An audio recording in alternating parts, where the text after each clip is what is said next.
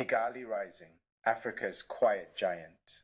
YouTube documentary, The African City That Rewrote Its Future. This is Kigali, a city so clean, people notice it the moment they land. A city so safe, you can walk its streets at night in peace. A city so organized, it feels designed instead of crowded. Glass towers rise between green hills. Fiber internet runs beneath spotless roads. Police patrol quietly. Traffic flows with surprising calm. And somehow, this modern African capital keeps growing faster every year. Tourists are flying in, investors are paying attention, tech companies are arriving, and global conferences now choose Kigali over cities many times its size. But here's the shocking part. At the beginning of the 2000s, almost nobody imagined this was possible. Yet today, Kigali is called one of the cleanest, smartest, and safest cities in Africa. So how did a small landlocked nation with limited natural resources build one of the continent's most admired capitals? How did Kigali become the city everyone suddenly wants to visit? This is not luck, this is not an accident. This is the story of vision, discipline, planning, and one of the most ambitious urban transformations Africa has ever seen. From the year 2000 to the Kigali the world sees today. This is the rise of Rwanda's capital, a city reborn by vision. Today, Kigali is ranked the cleanest city in Africa, the safest city in Africa, the fastest growing economy in East Africa, a continental conference capital, the home of Carnegie Mellon's only African campus, a global tourism brand worn on the sleeves of Arsenal, Paris Saint-Germain, Bayern Munich, Atletico Madrid, and the La Clippers. How did this happen? And what does the rest of Africa and the rest of the world have to learn from it? What do you already know about Rwanda's transformation? Share your thoughts in the comments below. From recovery to reinvention. To understand Kigali today, you have to understand the scale of the ambition that rebuilt it. At the beginning of the 2000s, Rwanda was still carrying the weight of a tragic history. Its economy was fragile, its infrastructure was limited, its institutions were still being rebuilt. But in the year 2000, something changed. A national vision was introduced, a bold development blueprint known as Vision 2020, led by policymakers inside Rwanda's economic planning institutions, including leaders from the Ministry of Finance and Economic Planning. The country made a decision that would define the next generation. Rwanda would not rebuild randomly. It would rebuild deliberately, systematically, strategically. Vision 2020 was more than a government document.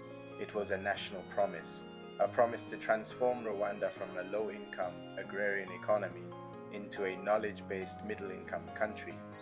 And unlike many development plans across the continent, this one did not stay on paper.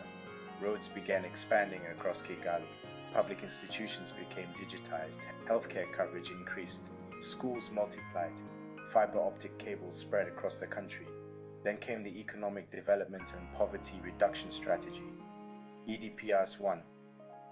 This was Rwanda's implementation phase, the period where vision became measurable action. From 2008 onward, the country focused heavily on economic growth, service delivery, agricultural modernization, private sector development, and accountable governance. Investors started paying attention. Kigali became one of the easiest places in Africa to register a business.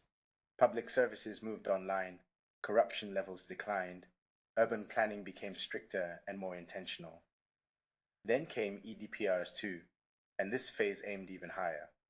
The focus shifted toward transformation at scale, industrial growth, urbanization, innovation, youth employment, connectivity. Kigali stopped thinking like a recovering city.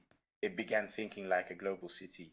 Convention centers emerged, smart infrastructure expanded, technology hubs appeared, international airlines increased routes into the country, and perhaps most importantly, Rwanda developed a culture of long-term planning. Clean streets were not accidental, public order was not accidental, safety was not accidental. Even the design of Kigali itself was intentional. Today, when people arrive in Kigali for the first time, many struggle to reconcile what they see with what they expected, because Rwanda's rise was never supposed to happen this fast. And yet, through policy, discipline, vision, and execution, it did. But Rwanda's transformation was not only about economics, it was also about identity. The country was trying to answer a deeper question. How do you build a nation that believes in itself again? In the year 2000, Vision 2020 was launched. A national blueprint, not a wish list, a blueprint, to transform Rwanda from a low-income agrarian society into a knowledge-based middle-income economy. Not by the following year, not by the next election cycle, but by the year 2020. 30 years of disciplined intention. In 2003, a new constitution was adopted, embedding power-sharing principles, banning ethnic identification on national identity cards, and establishing the institutional foundation that would become one of Africa's most stable governance systems. In 2008, Rwanda became one of the world's first nations to implement a comprehensive ban on single-use plastic bags, not a policy announcement, and enforcement. In 2009, Rwanda joined the Commonwealth, one of only 2 member states without British colonial heritage, signaling a strategic pivot toward English language global integration. By 2013, the milestones of Vision 2020 were largely met. The Kigali Master Plan was published, mandating zoning, green corridors, density planning, and building height regulations. In 2017, Rwanda raised its sights even higher. Vision 2050 was launched, upper middle income status by 2035, high income status by 2050 was launched. Rwanda's GDP grew at an average annual rate of approximately 7.4%, placing it among the top 10 fastest growing economies globally during this period. Few African countries have sustained growth this consistently for this long. Rwandan officials have publicly acknowledged Singapore as a reference model. Singapore in 1965 had a per capita GDP of around $500.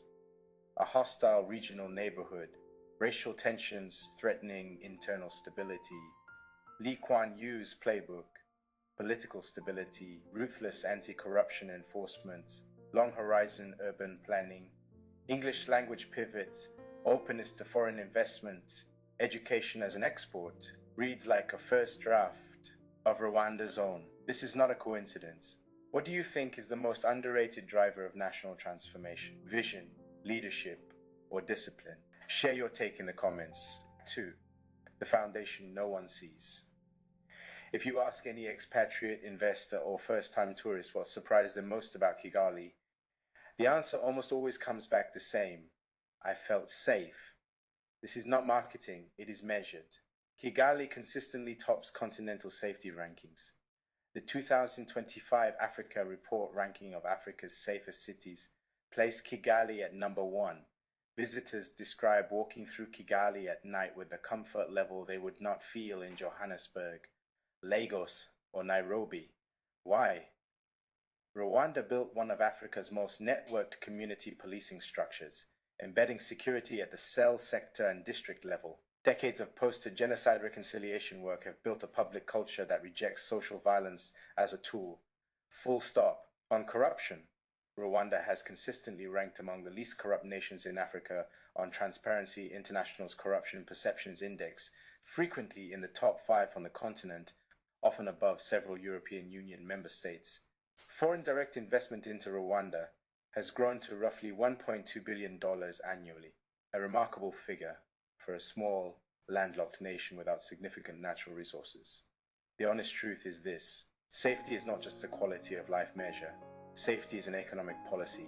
Every investor who doesn't have to hire private security, every international family that relocates without fear, every conference delegate who walks the streets at night and goes home and says, "Yes, I would go back," that is compounding interest on a city's future. If you visited Kigali or heard about its safety, what stood out most to you? Share your experience in the comments. 3. The city that sweeps itself. Walk down a Kigali Boulevard at 6:30 in the morning on the last Saturday of any month, and you will see something that does not exist anywhere else in the world at this scale.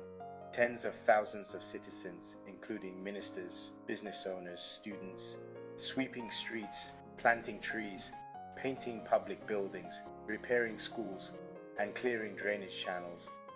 This is umuganda, a Kinyarwanda word that means coming together to achieve a common purpose. It is mandatory community service held the last Saturday of every month from 8 in the morning to 11.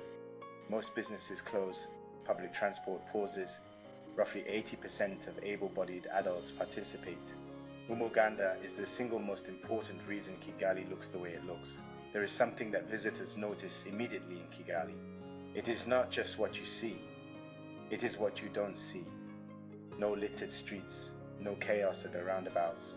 Roundabouts that are landscaped, streetlights that work, lane markings visible at night. The 2008 plastic bag ban made Rwanda one of the world's first countries to comprehensively prohibit non-biodegradable plastics. The ban was extended to all single-use plastics in 2019. TRT Africa reported in 2025 that cleanliness in Kigali is not a municipal project. It has been woven into national identity. The mindset, they observed, is simply built differently. This is not just cleanliness, this is pride. This is identity. This is what a city looks like when its people believe they deserve something better. What do you think makes a city truly clean? Laws and enforcement, or culture and pride? Drop your honest thoughts below. 4. A city's ambition is legible in its skyline. Look at Kigali today. The skyline is evolving. Roads are expanding. Infrastructure is modernizing. New developments, Kigali Heights, the Kigali Innovation City Precinct, Vision City, have given the capital a recognizable modern skyline that simply did not exist 15 years ago. At the center of it all stands a symbol of ambition. Kigali Convention Center, opened in 2016, a 13-hectare complex featuring a striking dome inspired by traditional Rwandan royal palaces, illuminated nightly in the colors of the Rwandan flag.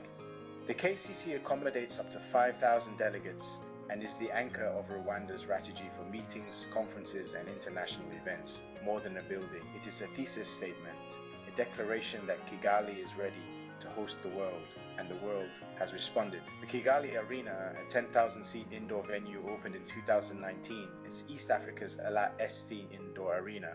It is the home court of the Basketball Africa League, the NBA-backed Continental League for which Kigali is a primary host city, and perhaps the most ambitious infrastructure bet of all, Bugesera International Airport, a $2 billion project located 40 kilometers south of Kigali, built in partnership with Qatar Airways. First phase capacity 7 to 8 million passengers annually. A terminal spanning 130,000 square meters, targeted for completion by 2027 to 2028. Rwanda was also among the first African countries to roll out nationwide 4G LTE coverage. Fiber optic backbone connects all 30 districts. The Arembo digital platform handles over 100 government services online: national ID, business registration, tax filings, marriage certificates, a functional digital government capability that many wealthier countries do not yet match. And Rwanda became the first country in the world to operate a national drone delivery network for medical supplies in partnership with Zipline, reaching remote health centers with blood, vaccines, and emergency medicines in under 30 minutes from launch. What modern African city impresses you the most? And what would you want to see built next? Let's talk in the comments.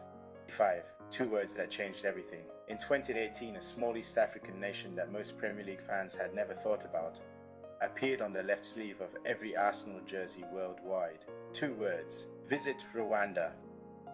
The Rwanda Development Board was direct about the intent. The partnership was designed to bridge the gap in the world's perception of Rwanda, to replace the dominant association, Rwanda equals 1994, with a new one, Rwanda as a premium African destination. Paris Saint-Germain followed. Bayern Munich signed on. Atletico Madrid in La Liga. The LA Clippers, making Visit Rwanda's first North American jersey patch partnership. The numbers tell a clear story. Visitor arrivals reached 1.3 million in 2024. Tourism revenues, $650 million. A 47% increase since the Arsenal partnership began in 2018. Tourism is now Rwanda's second largest source of foreign exchange earnings. Rwanda made an early strategic decision that still surprises people.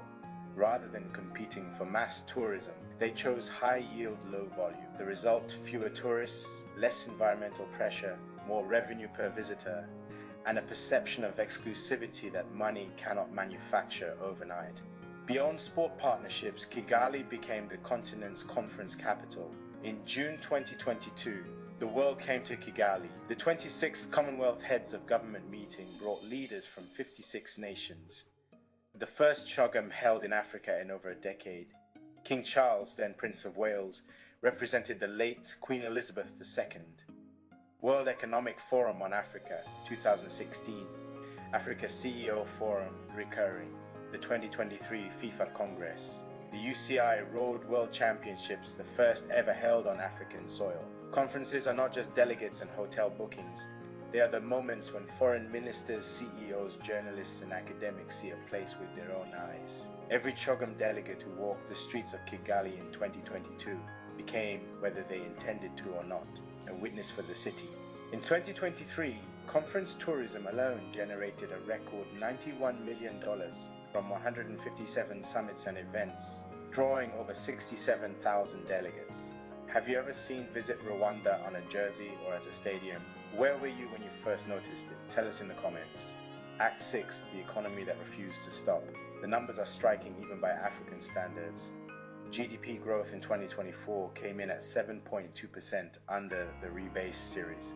In 2025, Rwanda grew at 6.5% in the first quarter, 7.8% in the second, 11.8% in the third. Services now account for roughly 48% of GDP. Rwanda's aspiration is middle-income country status by 2035 and high-income country status by 2050. These are not slogans. They are tracked targets with annual accountability. But the honest documentary acknowledges the constraints. None of this contradicts the growth story. It sharpens it, because the most credible transformations are the ones that name their risks. What do you think is the most important economic indicator for a developing country? GDP growth, job creation, or debt management? Drop your perspective below. 7. The universities that chose Kigali.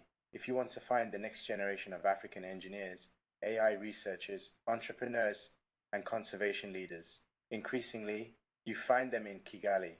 This is not accidental. Students come from 15 or more African countries. Rwanda made a deliberate strategic decision in the early 2010s to position itself as the educational gateway to Africa, attracting the world's most respected institutions to set up campuses on Rwandan soil. Carnegie Mellon University, Africa. In 2011, the government of Rwanda and Carnegie Mellon University signed an agreement to establish CMU's first and only degree-granting campus in Africa. As of 2024 and 2025, over 300 students are enrolled, more than doubled from 130 in 2019. Master's degrees in information technology, electrical and computer engineering, and engineering artificial intelligence. A new 6,000 square meter facility in Kigali Innovation City with twice the lab capacity of the previous campus. And in September 2022, the MasterCard Foundation announced a donation of $275.7 million, including $175 million to CMU Africa's endowment alone. CMU has publicly stated that the Africa cohort performs academically at parity with the US cohort. Not close. Parity. One CMU Africa graduate, in his own words, a lesser-known university in Ethiopia, described what changed. Before CMU Africa, my chances of a top-tier PhD program were slim to none. After CMU Africa, he had the chance to work on research projects with world-class professors. This is the soft power of education made literal. African Leadership University, ALU. Founded by social entrepreneur Fred Swaneker, ALU's mission is to educate a generation of ethical and entrepreneurial leaders for the continent and the world. The Kigali campus opened in September 2017 with 270 students. The permanent campus in Kigali Innovation City was completed in 2020 with first phase capacity for 1,200 undergraduates. Tuition, approximately $3,000 per year. Among the most affordable globally for an English language, internationally accredited bachelor's program. ALU's model is unusual. Students don't choose majors in the traditional sense. They choose missions. The campus was built by architecture firm Mass Design Group around circular study pods rather than auditoriums, embedding the pedagogy in the building itself. And then there is ALEX, the tech training arm of the same broader African Leadership Network, Over 200,000 active learners across Africa as of 2025. Programs in software engineering, data science, cloud computing, AI career essentials.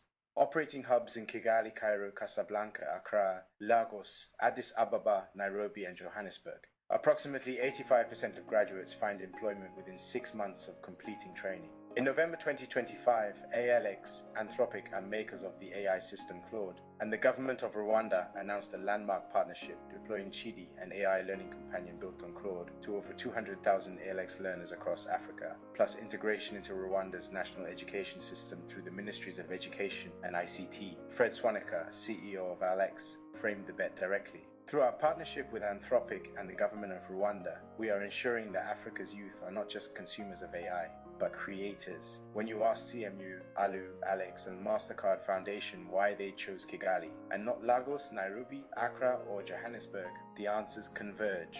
Government partnership at the highest level. Rwanda treats educational investment as a strategic national priority, not a regulatory burden. Stability. Multi-year planning is possible because the policy environment is predictable. Safety and quality of life for students and staff. International faculty will move to Kigali in a way they will not move to several other African capitals. Infrastructure. Reliable electricity, fiber internet, and modern facilities. And Rwanda's Pan-African positioning.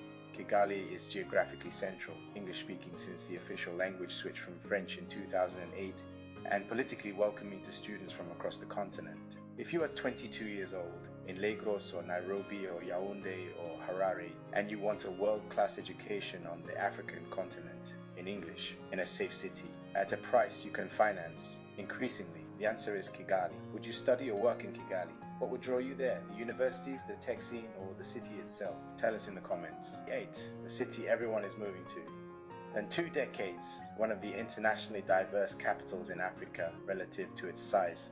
Expatriates from over 50 countries call this city home. Significant numbers of Kenyans, Ugandans, Nigerians, Ghanaians, South Africans, Cameroonians, Senegalese, and Ethiopians have made Kigali home. Tech and startup jobs through ALX, Norskin, and the Kigali Innovation City ecosystem have created a magnet effect for African talent, and citizens of all African countries receive a visa on arrival in Rwanda. This is rare on the continent, and it is deliberate. From the Western expatriate community, Americans, Belgians, French, Germans, British, Dutch, Canadians, Australians, the same story emerges from the data again and again. Kigali is spotlessly clean. It is the safest African capital I have lived in or visited. The pace is slower than Lagos or Nairobi. That can be a feature or a frustration depending on your style. The cost of living is lower than most Western capitals, but imported goods are expensive. Doing business is straightforward. The regulatory environment is predictable. Rwandans are reserved at first and deeply hospitable once trust is established. A Greek expatriate who married a Rwandan and has lived in Kigali since 2020 runs a travel company connecting Greece and Rwanda. Her summary, reflecting countless similar voices, is this: Rwanda has come a long way from the bitter history that most of the world still associates with this beautiful and kind country. Don't believe me? Come see for yourself. It is, in the end, this gap between the inherited image of Rwanda and the experienced reality of Kigali that the city's transformation has most visibly closed. Would you consider living in Kigali? What would be your biggest pull factor? Safety, community, opportunity, or something else? Share below. You can leave Rwanda, but Rwanda should not leave you. Rwanda has roughly 400 to 500,000 citizens living abroad. Many of them or their parents fled during or before the genocide. Most governments in this situation treat the diaspora as a source of remittances. Rwanda treats them as partners in the project. Rwanda Day is the government's flagship diaspora engagement vehicle, launched in 2010 in Brussels. It is now an annual gathering hosted in different global cities: Brussels, Chicago, Paris, London, Boston, Toronto, Atlanta, Dallas, Amsterdam, Bonn, Washington, D.C. The 11th edition, in February 2024, drew approximately 6,000 to 7,000 attendees. The mechanics. Rwanda Day brings together the president, senior cabinet ministers, business leaders, and the diaspora for 2 days of policy briefings, business matchmaking, cultural performances, and direct Q&A with the head of state. The economic impact is traceable. Remittances to Rwanda grew from $65 million in 2010 to $470 million in 2023, a roughly 7th increase in 20 years. You can leave Rwanda and go wherever you want to go, but Rwanda should not leave you. And then this: if you want to go fast, go alone. If you want to go far, go together. What lesson do you think the African diaspora globally can take from Rwanda's model of engagement? Share your perspective in the comments. For Comparative Frame. 10. What kind of story is this? To understand what Kigali has done, it helps to know what Kigali resembles. Singapore, 1965 to 1995. A small, vulnerable, ethnically complex city-state that bet everything on stability, education, English language pivot, anti-corruption, urban planning, and openness to foreign capital. Per capita GDP rose roughly 30 times in 30 years. Rwanda has openly studied the model. Dubai 1990 to 2020 used hosting of major global events, aviation as a connectivity hub, and aggressive destination branding to convert geographic disadvantage into a global crossroads. Kigali's conference strategy, the Bugesera airport bet, and the Visit Rwanda campaigns rhyme with Dubai's playbook. But here is Rwanda's distinct edge. Unlike Dubai, no oil. Unlike Singapore, no deep water port. Rwanda is doing it the hardest possible way. Landlocked, resource-light. Kigali is a city of roughly 1.3 million. Singapore is 5.6 million. Dubai is 3.6 million. Comparisons of trajectory, not scale, are what's instructive. Singapore, Dubai, or Kigali, which city transformation do you find most inspiring and why? Let us know in the comments. 11. What the rest of Africa can learn. If a city director, a mayor, or a finance minister anywhere on the continent asked what from Kigali could actually transfer to our city, the honest answers are these. 1. Stability is not the absence of politics. It is the foundation of everything else. No infrastructure plan survives a coup, a contested election, or a corruption scandal that disqualifies the leadership. 2. Plan for 30 years, not 5. 3. Cleanliness is cultural, not municipal. Uganda did more than any waste contractor could ever accomplish. 4. Anti-corruption enforcement matters more than anti-corruption rhetoric. Rwanda's clean reputation came from cases prosecuted, not speeches given. 5. Tourism is a brand strategy, not a marketing budget. Visit Rwanda worked because the underlying product matched the promise. 6. Education is infrastructure. CMU Africa, ALU, and Alex did not happen accidentally. Rwanda recruited them. 7. The diaspora is capital, not just remittances. Rwanda Day proves what dedicated engagement can unlock. 8. Visa openness is foreign policy. Free visas on arrival for all African citizens is both a humanistic gesture and a strategic one. 9. Mega events shift global perception faster than 10 years of advertising. Chong 2022 changed more minds in 5 days than a decade of brochures could have. 10. Acknowledge the trade-offs. Rwanda has critics, and those critiques are worth engaging with honestly. Which of these 10 lessons do you think is hardest for African governments to implement, and why? We want to hear your honest perspective. The next chapter. The next 5 years will be decisive. Bugesera International Airport, completion targeted between 2027 and 2028, will reposition Rwanda as East Africa's aviation gateway.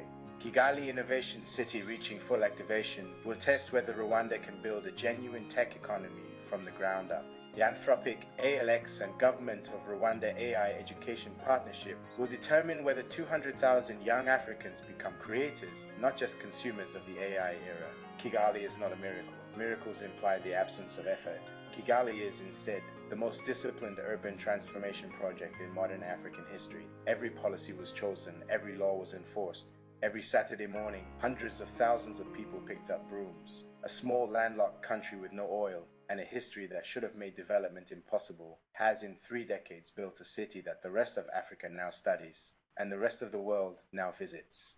The lesson of Kigali is not that Rwanda is special. The lesson of Kigali is that what looks like an exception is actually a method, and the method is available to anyone willing to use it. What lesson do you think the world can learn from Rwanda? And which city do you believe will be the next Kigali? Share your thoughts below, and if this documentary moved you, share it with someone who needs to see it.